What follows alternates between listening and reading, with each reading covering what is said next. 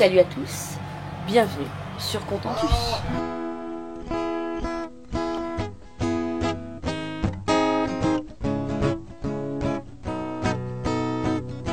Tourne ma terre, je te regarde.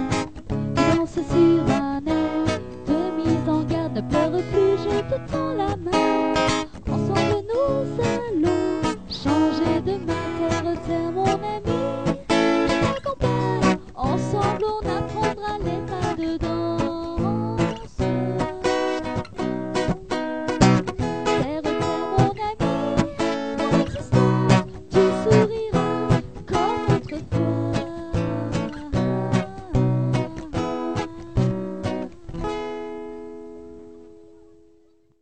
Salut à tous, bienvenue dans cette nouvelle vidéo. Alors, on va faire un peu de navigation direction Douai. On est de retour à Bouchain, au bassin rond. Puisqu'on est allé à Cambrai, de Cambrai on est arrivé ici et on s'est dit, ouais, finalement est-ce qu'on ira à Valenciennes? Peut-être pas. On s'est dit en fait non, on va pas y aller. Donc on va aller se promener. En plus c'est 1er mai, les écluses sont fermées. Et puis demain on partira, on fera un arrêt du côté de Harleux avant d'aller à Douai. Et là on est bloqué par des orties. Voilà. Oui, Mario est parti chercher un bâton. Alors bloqué c'est un grand mot, hein. C'est simplement que ils sont en short, Attention, non. moi en robe et ça pique. Là, on fait les petites choses. Là aussi, hein. Wesh. Il m'a touché le mollet, l'ortie. Hein.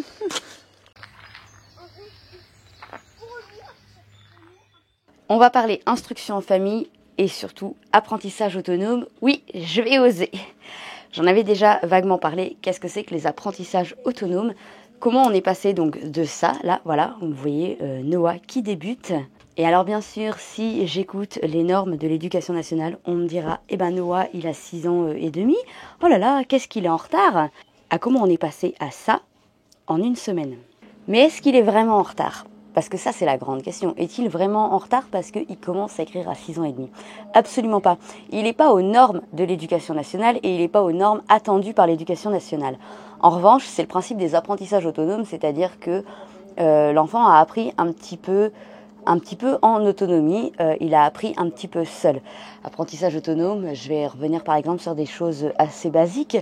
Avez-vous appris à marcher à votre enfant? Non. Avez-vous appris à votre enfant à être propre? Pas vraiment. Naturellement, l'enfant, il est propre en fait. Est-ce que vous lui avez appris à parler? Non. Il a appris par le mimétisme.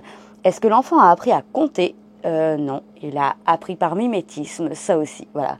Les apprentissages autonomes, c'est ça. C'est-à-dire que l'enfant, il apprend tout simplement par mimétisme. Globalement, il apprend parce qu'il voit tous les jours dans sa vie et dans son quotidien.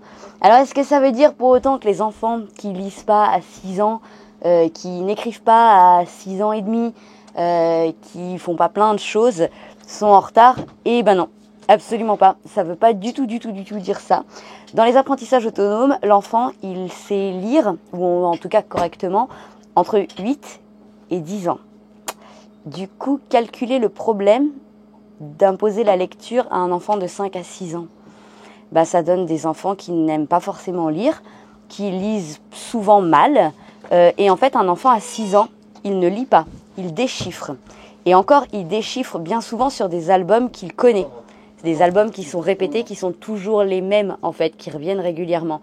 Du coup, c'est pas franchement de la lecture, c'est presque du par cœur. C'est pour ça que dans les écoles, on leur fait lire et relire à la maison l'album qu'ils vont devoir lire le lendemain, le texte qu'ils vont devoir lire en classe le lendemain. En réalité, ils n'ont pas forcément tout compris. Et alors, on va me dire, oui, mais c'est comme ça fonctionne comme ça l'apprentissage. Alors, oui et non. Il y a d'autres façons d'apprendre, il y a d'autres méthodes d'apprentissage. Et ça ne veut pas dire qu'elles sont mauvaises. Ou ça ne veut pas dire que, pour autant, cet enfant, il ne saura pas lire ou il n'aimera pas lire. Je voulais vous le montrer, je sais que ça fait polémique. Entre autres, pourquoi je veux le montrer? Parce qu'on entend beaucoup de choses au niveau des nomades. On en voit des nomades qui sont critiqués. Ah ben leurs enfants, ils sont bêtes. Ah ben leurs enfants, mais ça veut rien dire du tout. C'est pas parce que vous voyez pas les enfants faire l'école, ou c'est pas parce que les enfants ne font pas d'école qu'ils sont stupides ou qu'ils ne sont pas instruits, ou ça veut rien dire du tout. Il y a plein de méthodes d'apprentissage et il y a aussi, est-ce qu'on peut dire que ce qu'on apprend à l'école nous rend intelligents ? Je peux même pas dire est-ce que ça nous rend instruits. C'est pas de l'intelligence, c'est de la culture générale. Et la culture générale, c'est pas franchement à l'école qu'on l'apprend, hein. La culture générale, on l'enrichit énormément en grandissant tous les jours et encore à l'âge adulte. Il y a des adultes qui n'ont aucune culture générale. Donc en fait, et pourtant ils ont été à l'école. Donc ça veut vraiment rien dire du tout. Je voulais vous le montrer parce que ça me paraissait important de montrer qu'un enfant peut tout à fait à 6 ans ne pas savoir lire ou écrire et pour autant savoir très très bien le faire. Je vous prends un exemple. Alors je sais bien sûr, alors ça fait polémique, hein. L'école c'est toujours un sujet qui fait polémique pour un truc qui est compliqué pour l'être humain, c'est la remise en question. Je sais que c'est quelque chose qui est difficile pour l'être humain de se dire il y a d'autres méthodes que les miennes, pour autant ça ne veut pas dire que mes méthodes sont mauvaises ou ça ne veut pas dire que les méthodes des autres sont bonnes ou mauvaises ou meilleures ou moins bonnes. Voilà, en fait on fait tous différemment et c'est pas pour autant que ça fonctionne pas. Voilà, cette porte m'embête. Voilà, et je vais vous prendre comme exemple et vous allez me dire tous les enfants sont différents. Oui, maintenant on a quand même 3 enfants. On en est à 2 où la méthode fonctionne. 3, ben, il est en bonne voie. Donc j'ai envie de dire, je pense que la méthode n'est pas trop mauvaise quand même. Alice, elle a appris à lire à peu près à cet âge-là, entre 8 et 10 ans. Et aujourd'hui, elle dévore des bouquins de 500, 600, 700 pages tous les 3 jours. Voilà. Franck, il a appris à lire entre 8 et 10 ans. Et aujourd'hui, il lit des mangas. Il lit un manga tous les jours. Alors, on va dire que ceux qui sont littéraires vont me dire les mangas c'est pas de la lecture. Alors oui, moi aussi quelque part j'ai cette vision là, sauf qu'en réalité c'est pas vrai. Dedans il y a bien des phrases avec des mots, il les comprend. Donc en fait c'est de la lecture. Oui, ça en est. Que ça nous plaise ou que ça nous plaise pas. Ok, c'est pas un roman mais un manga c'est de la lecture et il n'y a pas de problème en fait. Donc finalement, le principe des apprentissages autonomes il fonctionne. Est-ce que ça veut dire que nos enfants font de l'école ? Alors ça c'est un sujet mais que je trouve assez drôle. On a eu des gens qui nous ont dit « On voit bien que vos enfants, à vous, ils font l'école. » Alors, je vous arrête, absolument pas. Mais quand je vous dis absolument pas, c'est vraiment absolument pas. Comme quoi, c'est faussement... l'image, elle peut être trompeuse. On est hyper lâche sur ce qui est de l'école. Justement, les enfants, à proprement parler. Hein. L'école, comment on peut dire l'école sur papier, en quelque sorte, ou sur une application, hein, l'école purement scolaire, eh ben, ils en font pas tant que ça. Et ça peut paraître fou, mais si, je vous assure que c'est vrai. Le principe du unschooling, c'est quoi ? Bah, c'est pas d'école en fait. C'est ça le unschooling en fait. Le unschooling, c'est pas d'école. Donc l'instruction en famille, il n'y a pas une manière de la faire, il y a plusieurs manières de la faire, tout comme il y a plusieurs écoles, avec plusieurs classes, avec différents instituteurs, chacun fait à sa manière. Et en instruction famille, c'est pareil, chacun a ses méthodes. Il y a ce qui est formel, il y a ce qui est informel. Alors le formel, c'est tout ce qui va être vraiment sur papier, plus ou moins. Alors ça ne suit pas forcément le programme de l'éducation nationale, mais c'est ce qui va être vraiment dans un cadre purement scolaire habituel. Il y a tout ce qui est informel, qui va passer beaucoup plus par des jeux, voilà, il y a le unschooling total. Donc nous, on vacille entre plusieurs méthodes. Ce qui est par exemple de Noah jusqu'à maintenant, c'est du unschooling total. C'est-à-dire que Noah, il n'a jamais fait d'école. Et pourtant, là, en 1 semaine, il a décidé d'apprendre à écrire. Hop, claquement de doigts, voilà. C'est là, dans 1 mois à peu près, c'est un enfant qui sait lire et écrire. Ça peut aller, mais très très vite, à partir du moment où l'enfant l'a décidé. Ça fait partie des méthodes d'apprentissage et je sais que c'est toujours un truc qui est un peu étrange quand on le connaît pas. Mais pour autant, les enfants en instruction en famille, on peut pas, ils font pas rien en fait. C'est pas parce que on fait pas d'école qu'ils font rien. Ils apprennent avec tout ce qu'il y a autour en fait. Et c'est ça, les apprentissages autonomes. Voilà, bref, c'est un sujet un petit peu... c'est pas que je suis pas à l'aise à en parler, c'est que je connais les retours sur l'instruction en famille, je connais les idées que les gens peuvent en avoir, et c'est pas toujours bien perçu. Alors Franck, il fait son CAP, il n'y a pas de problème, alors c'est beaucoup de manuels, hein, on va pas se mentir. Alice, quand elle lit des livres de 600 pages, j'estime qu'elle a fait du français. Mais voilà, on n'est pas les seuls. Elle écrit aussi. Hein, oui, elle écrit, pareil. Elle écrit, c'est ça, elle écrit son livre aussi en même temps. Bref, c'est du français. Après, elle est mauvaise en maths, elle y comprend rien. Ah ça, les maths. Et on va pas la forcer à faire des maths, c'est ça l'avantage. Elle sait compter, hein. C'est oui additionner, soustraire, multiplier, c'est le principal. Exactement. Nous on dit. Et c'est ce que je pense qu'on aurait peut-être aimé trouver aussi dans le principe de l'éducation nationale, lire, écrire, compter. C'est les bases. Le surplus de tout ce qu'il y a autour, c'est de la culture générale. Voilà, alors la culture générale, elle se fait autant à la maison, si ce n'est encore plus à la maison qu'à l'école. Voilà, l'instruction en famille, quelque part, pour nous, c'est aussi leur donner une possibilité d'accès sans pour autant les forcer à apprendre. Voilà, ils apprennent par curiosité. Voilà, petite parenthèse faite. Soyez gentils dans les commentaires. Parce que je le dis parce que chaque fois qu'on parle instruction famille, à chaque fois, c'est comme l'a dit notre cher président, les petits fantômes de la République. Et à chaque fois, c'est il y a du positif, c'est vrai, mais il y en a toujours quelques perles qui viennent faire de la leçon sur c'est pas bien ce que vous faites. Oui, d'accord. Ok. Enfin, on attaque comme la 14e année d'instruction famille. Et je pense que ça va. Voilà. Vous avez Noah qui fait bien du bruit et qui est en train de m'énerver. Voilà. Bah, elle est pas à l'école. Oui. Oui, bah ça aussi, ça fait partie des choses dont on pourrait discuter et qui font polémique. Oui, mais vous l'avez choisi. Oui, d'accord, mais on les a 365 jours par an, 24 heures sur 24, 7 jours sur 7. Et il y a des fois où on est fatigué. Et il y a des fois où, on va pas vous filmer. Ouais, mais tu vas t'arrêter, je vais te jeter à l'eau. Non, je vais t'arracher les yeux, t'es dit. Mais oui, ça se passe comme ça. Bienvenue dans une famille normale où t'essayes d'être bienveillant et que ça marche pas. C'est quand tu te claques pas la gueule. Voilà. Bah oui, hein, c'est ça, une famille normale avec un enfant que des fois on a envie d'attraper. Ça passe. Courage à tous ceux qui sont en plein dedans. Ça passe, je vous assure que ça passe.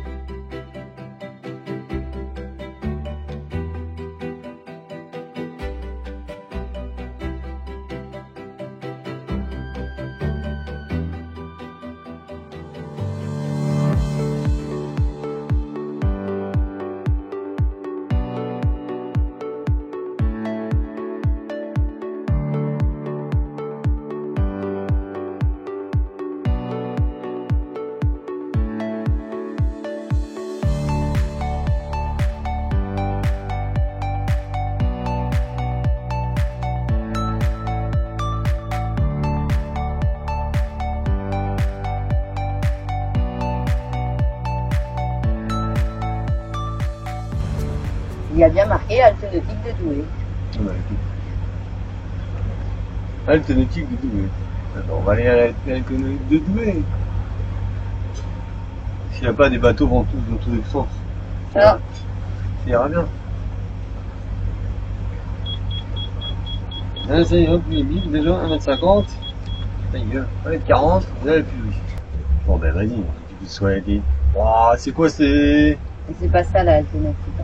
Elle est après. C'est pas ça l'alternative. Heureusement, c'est là. Fais ton frère, on va avoir un bateau ici. T'arrêtes celui-là. Il gêne même pas le Malawi en plus. Ah, celui-là. Il y a pas mal, on remet pas la vanne encore. Pas encore.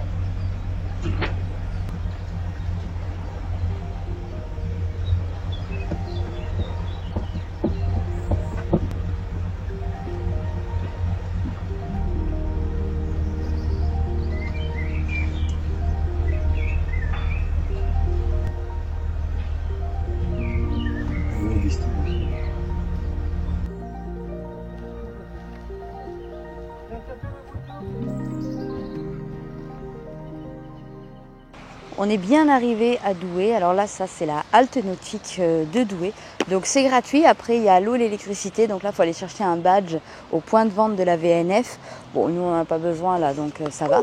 Mais c'est intéressant à savoir. Par contre, il faut savoir qu'on ne peut pas prendre la partie de la scarpe en fait, puisque les écluses ne fonctionnent pas et il n'y a que 2,80 m de hauteur. Donc c'est pas possible, il faut faire le tour.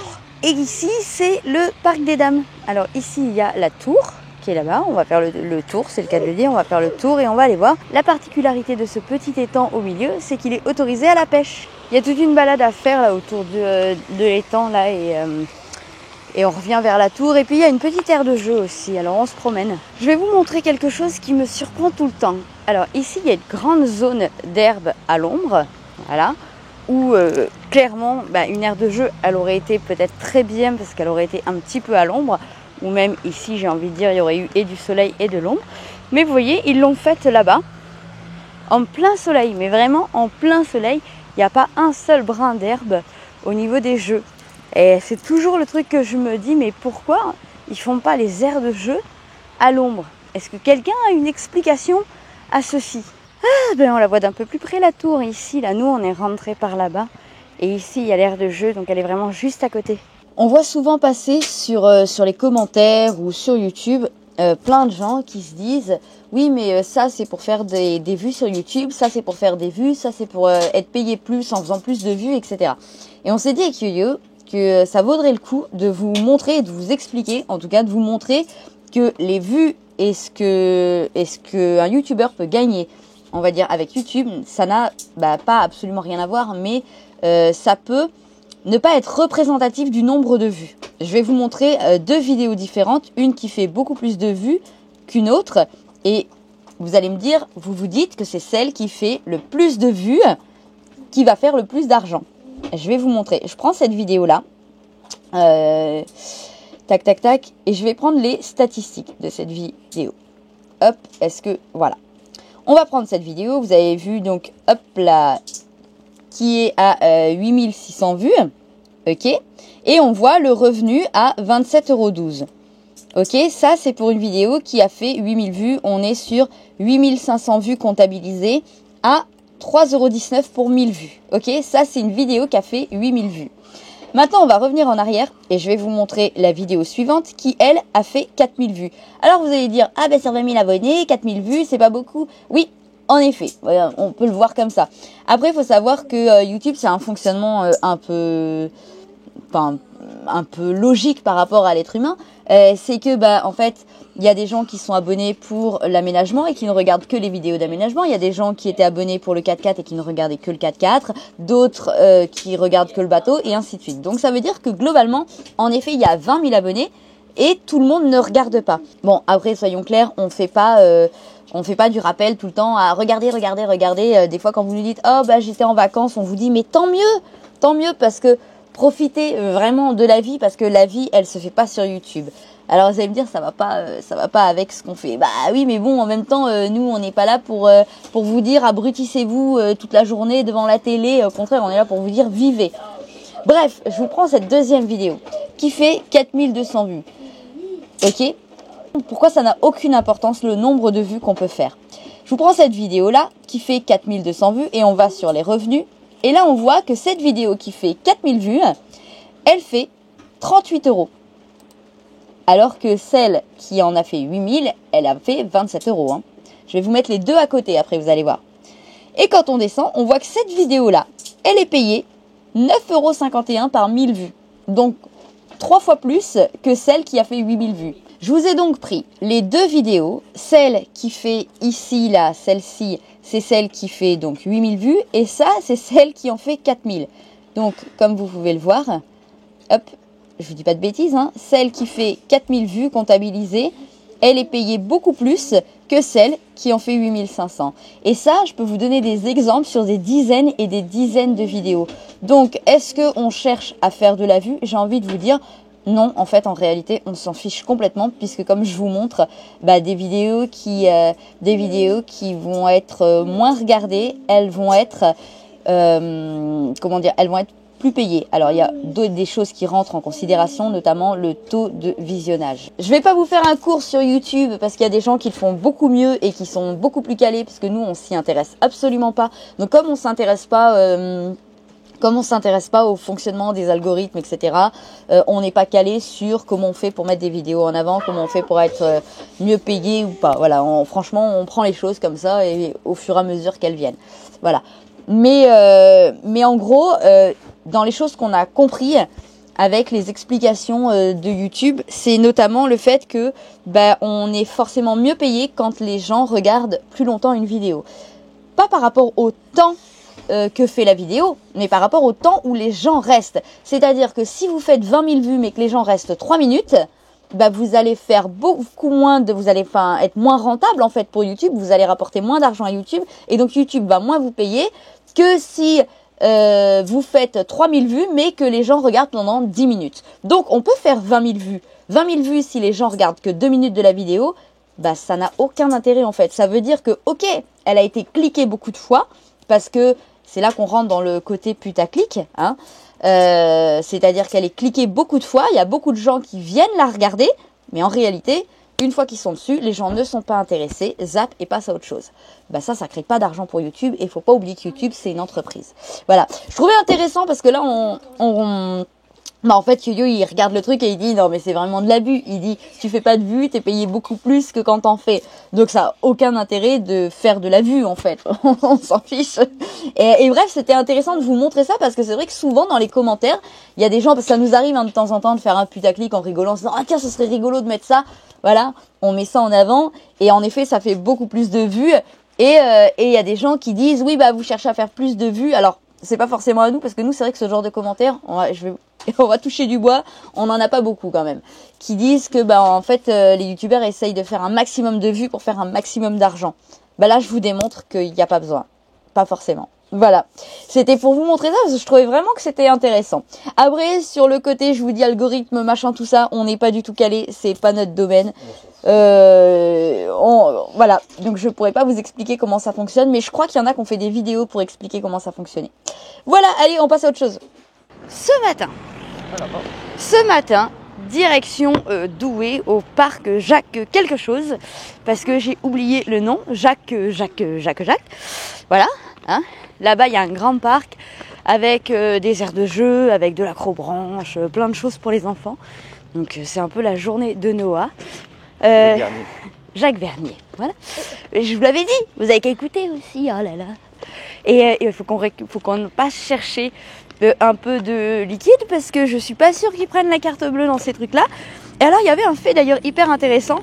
Je sais pas si vous suivez, je sais pas comment vous dire ça. Ça dépend si vous suivez les trucs complotistes, parce que c'est le mot du siècle, complotiste. Il serait vachement plus intéressant de payer en espèces au lieu des cartes bleues. Alors vous allez me dire, ouais, ça change rien, mais si, ça change quelque chose. On en a déjà parlé avec Yo-Yo, c'est que en fait, tu vas à Leclerc, tu payes en carte bleue, j'ai envie de te dire, j'ai pas forcément envie de faire des cadeaux à Monsieur Leclerc, il a bien assez d'argent comme ça, et il se fait bien assez d'argent sur le dos des pauvres gens. Ça encore, bon. Mais quand tu vas chez un petit commerçant, il a des frais sur la carte bleue. Et à chaque fois, c'est des frais.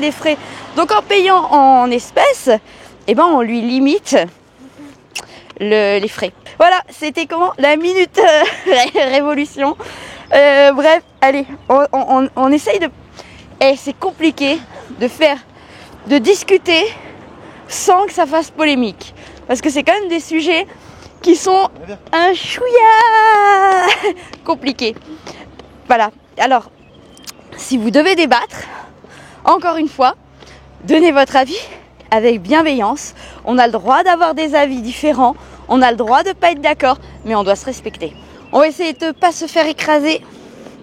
Aujourd'hui, on a un temps un peu mitigé. En même temps, on va pas se plaindre, on a eu beaucoup de soleil ces derniers jours, c'était super cool. Là, aujourd'hui, c'est un peu plus mitigé, il fait gris, ils annoncent de la pluie en même temps et des orages. Mais il a fait tellement chaud que c'est assez normal. Et oui, des orages. Et oui. On saisit donc la matinée avant qu'il ne pleuve pour aller se promener. On avait un dilemme au départ de Contentus. Il va pleuvoir. Mais non, il va pas pleuvoir. S'il va pleuvoir. Mais non, il va pas pleuvoir. Alors techniquement, T'avais tort. il pleut. Après, dans la pratique, c'est quelques gouttes. Il y en a plein, quelques gouttes. C'est des bébés gouttes. Alors il y en a plein de tes bébés. On est presque au parc. Il y en a 36 000. Au pire, on se mettra à l'abri. Voilà, on arrive au parc. Le joli parc. Bon alors, maintenant il va falloir attendre que l'averse s'arrête. Elle s'intensifie un chouïa. Ok, il pleut pas énormément. Alors là, vous voyez, c'est super joli cette petite base de loisirs. Mais on va revenir genre demain. Non, parce que là, franchement, on vient de regarder au radar. Alors, il y avait de la pluie qui était annoncée, mais en milieu d'après-midi et un tout petit peu. En l'espace d'une heure, ça a changé. Il va pleuvoir genre énormément et dans moins d'une heure. Donc, on a bien 20 minutes pour rentrer à pied. On va donc y aller. Et puis on reviendra demain après-midi, puis on testera tout ça. On est rentré et franchement, on s'est pas trop mouillé quand même. On était passé chez Marie Blachère là, avant d'aller au parc en se disant oh bon, on va pique-niquer au parc. Et j'avais pris 3 sandwichs. Je savais pas qu'ils étaient aussi grands en fait. On en aurait pris 2. Il y en avait mais juste largement assez. Bref, bon du coup ce sera pique-nique dans Contentus. Je disais ça c'est un seul sandwich. Voilà, parce que je vous disais en fait ils sont juste énormes. Alors j'ai pas je prends pas les tickets. Donc comme je prends pas les tickets, bah j'ai pas le prix exact du sandwich. Par déduction, je crois que ça doit être dans les 5 €. Alors si je dis pas de bêtises, mine de rien, ils sont relativement gros quand même.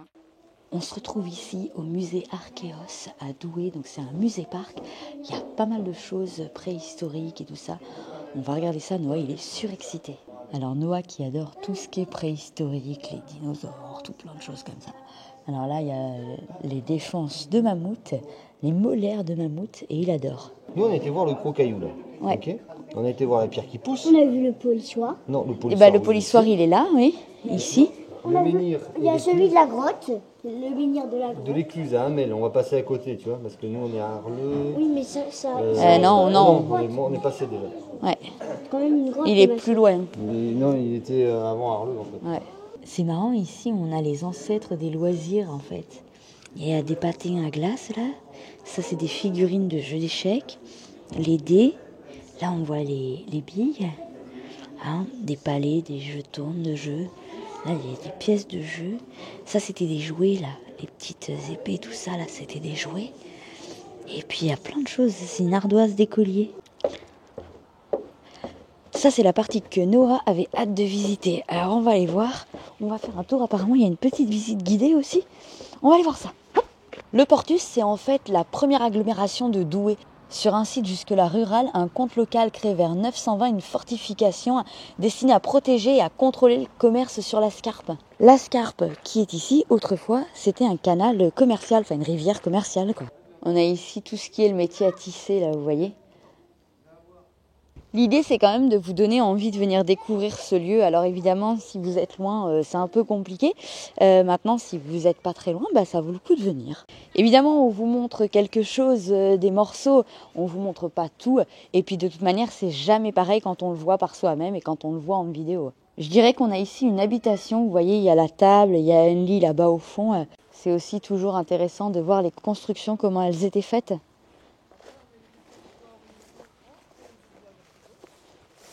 Là, on voit vraiment la grande pièce. Alors, il y a les tissus. Ici, il y a tout ce qui est les couverts, etc. Alors, ils font des ateliers aussi. Avec Noah, on a un peu abandonné la visite guidée. Je vous avoue que c'est un peu beaucoup monotone. Pour des enfants, alors il y a pas mal de petits, mais les petits, en fait, ils tournent, ils virent. Clairement, ils n'écoutent pas parce qu'en fait... on a fait des visites guidées des fois en fait, bon quand ça va dépendre vraiment de l'interaction qu'il peut y avoir avec les gens, qu'il peut y avoir des fois quand c'est costumé, etc. On a même fait des visites en Espagne, on a fait une visite même tout en... Je crois que c'était en Espagne ou en Italie, moi je sais plus, je sais même plus. Carrément dans une autre langue et en fait des fois c'est intéressant pour les enfants puis des fois c'est monotone. Voilà, c'est trop long, tous les petits ils en ont déjà marre, enfin petits, bref. Alors c'est intéressant parce qu'on voit vraiment toutes les constructions, etc. On voit donc là la construction en terre, bah, de toute façon c'est fait comme ça encore dans plusieurs pays. Hein. Il y a encore des maisons qui sont construites comme ça, réparées comme ça, qui existent encore. C'est chouette. C'est un savoir. Ça, c'est le four à pain, t'as vu? Pour pas qu'il y ait de mauvaise langue, je vous rassure, il n'y a pas que le nôtre. Hein. Il y a plein d'autres enfants qui sont partis. En tout cas, ça fait une balade vraiment sympathique, hein, un peu dans une autre époque.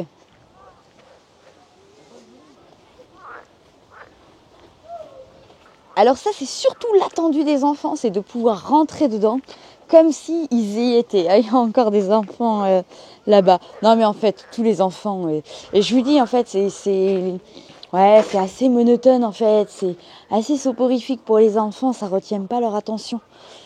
Mais par contre, il y a vraiment un beau parc et des belles constructions à voir, c'est chouette. Ça fait une cabane dans les bois, dans les arbres. Alors ici, on avait le dortoir. Ouais. Avec les costumes de chevalier. À l'époque, nous pouvions retrouver cet animal étrange caché au milieu des planches, un ascenseur. Alors moi, il y a longtemps que j'ai abandonné les visites hyper structurées avec les enfants, quels qu'ils soient, parce que je me suis rendu compte au fil des années, avec les nôtres ou pas avec les nôtres d'ailleurs, que vouloir absolument leur expliquer des choses quand ils n'ont plus l'attention, ça ne sert à rien, ils ne le retiennent pas de toute manière. Par contre, quand ils voient des photos, ils reviennent dessus et c'est à ce moment-là qu'ils posent des questions en temps et en heure. Donc vouloir leur faire ingurgiter des choses, ça n'a pas grand intérêt. Alors on les laisse un peu découvrir par eux-mêmes et puis un jour ou l'autre, ils reposent des questions. C'est la cuisine en fait. Ah ben voilà. Avec les poteries dedans. La cuisine.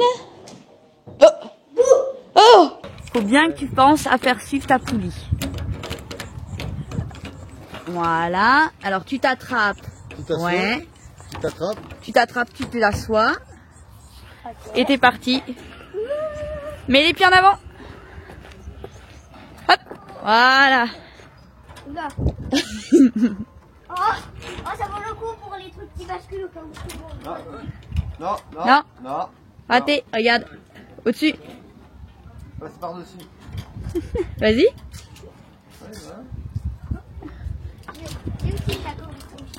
Hop, ta poulie. Fais suivre ta poulie. Non, parce que tu fasses le tour du poteau. Le tour du poteau. Allez, c'est pas artistique, mais... Je pensais que c'était fini avant. Allez, vas-y. C'est là qu'il faut qu'elle suive la poulie. Fais de difficulté, là. Vas-y, avance. Voilà. Voilà, très bien. Bienvenue au café du matin. Le café du matin, le café qui fait du bien. Alors, le matin avec Yo-Yo, c'est le moment où on est tous les deux, tout seuls. Alors on regarde un peu ce qui se passe dans le monde. Ouais, enfin, surtout en France. Avec beaucoup d'humour parce que... Oui, voilà. il en faut. En fait, on regarde deux choses. Alors Yo-Yo, il est plus branché sur ce qui se passe réellement. Moi, je suis plus branché sur les faits d'actualité, on va dire... les faits d'actualité de ce qui se passe dans notre pays, en fait. De ce qui se passe en France. De ce qui se passe en France. Et les moraux est plus branché sur ce qui se passe en France, mais vu par les humoristes. Les humoristes, alors ouais. C'est marrant aussi. Moi j'aime bien écouter, voilà, bon bref, certains humoristes qui font l'actualité, mais en mode, en mode très drôle. Très drôle. Alors il y a beaucoup de vérité dans ce qu'il dit. Oui, il y a beaucoup de vérité, mais bref. Et ce matin, on tombe sur le gars à Paris. Alors je connais pas la date du reportage parce que ça se trouve il date un peu. Le mec qui a pris 90 balles à vélo parce qu'il avait des écouteurs. Alors on se dit soit qu'il a des écouteurs en vélo, j'arrive à comprendre le truc que ça peut être un danger, parce qu'il n'entend pas les voitures, parce qu'il porte un casque, enfin, parce qu'il porte des écouteurs pour le GPS. Et là on se dit mais... on s'est fait une réflexion. On s'est fait une réflexion à la con, mais un sourd du coup. Le mec qui a un handicap, il est sourd. Il n'a pas le droit de faire du vélo vu qu'il n'entend pas. Non, parce que la loi, elle dit que le port des écouteurs, il est interdit en vélo. Car on n'entend pas la circulation externe. Donc un sourd, il n'a pas le droit de faire de vélo. Donc les gars, voilà. C'est dit. Réflexion du matin, voilà. réflexion à la con. Quoi. Bienvenue dans un pays où les lois sont absurdes. Mais non, mais parce que, encore qu'il te dit que le flic il t'arrête, il te dit écoute, t'en mets qu'un parce que ça peut être dangereux, t'as besoin du GPS. C'était pour le GPS, le gars apparemment il arrive à Paris, il a besoin du GPS à vélo. Il dit écoute, t'en mets qu'un parce que comme ça t'as l'indication du GPS, mais t'entends quand même le trafic autour. Pourquoi pas, tu Mais il a foutu 90 balles quoi, le mec il bosse en vélo.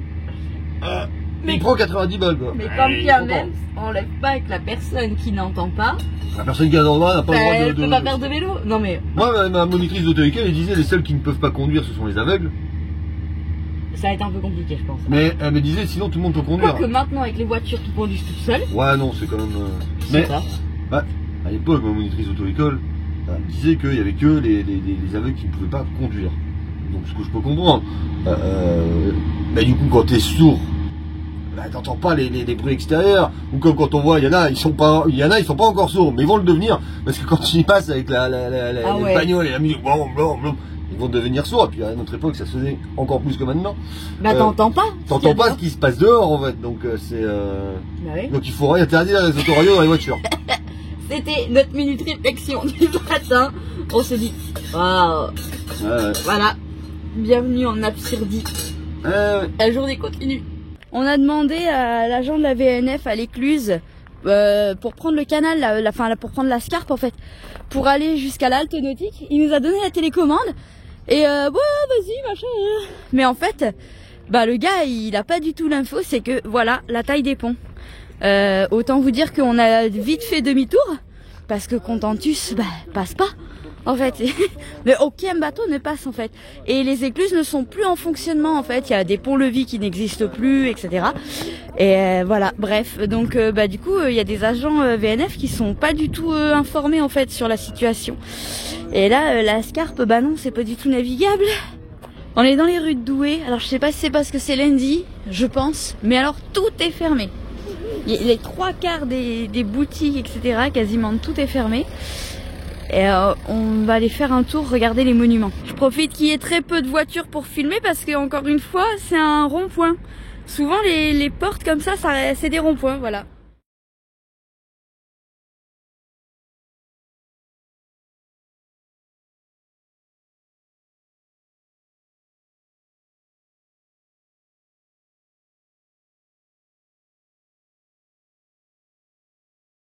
On vous montre le beau et puis on vous montre aussi le moins beau. Ah, dans l'état où c'est vraiment triste. Alors déjà parce que la fontaine est dans un état lamentable, mais en plus il y a des déchets partout dedans. Voilà, ça c'est aussi le côté triste des fois de certains endroits.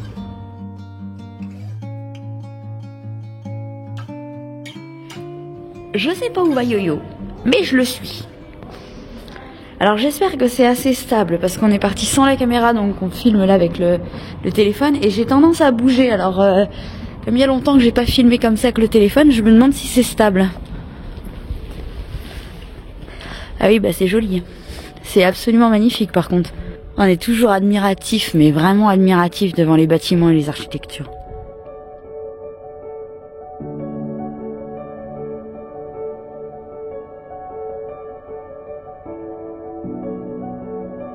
Avis à tous, avons-nous quelqu'un de Douai ou des alentours? Est-ce que quelqu'un sait pourquoi toutes les églises sont fermées à Douai? Parce que elles sont toutes fermées, on n'a pas accès aux églises, voilà. Ouais, donc si quelqu'un, parce que quand il y a des travaux, en général on le voit, hein, voilà. Mais là il n'y a pas de travaux, il n'y a rien du tout et c'est tout fermé. On n'a pas accès du tout aux églises. Si quelqu'un a l'info, on prend. La collégiale de Saint-Pierre est fermée, Notre-Dame est fermée, on va aller voir Saint-Jacques. Allez. Allez, après, ouais. Si Saint-Jacques est fermé, je rentre. Prends le bol. C'est notre dernière soirée à Douai. Bon, voilà, ça y est. Demain, on reprend la navigation. Et nous, on va se quitter ici sur ce dernier petit morceau de vidéo. Voilà, demain, on reprend la navigation. Direction, je sais pas trop où. Tout ce que je sais, c'est qu'on récupère les enfants à la gare de Béthune dans quelques jours. Donc, on a 50 km à faire. Donc, demain, on reprend la route. Je crois qu'on a prévu 15 ou 20 km. Je sais pas si vous voyez, mais on a mis tous les petits mandalas comme ça le long de la fenêtre. En fait, j'adore. Hop, ils sont là, ils sont tous là. C'est sympa. Allez, hop, on y va. On vous fait des bisous. On vous dit à bientôt. On se retrouve très très vite.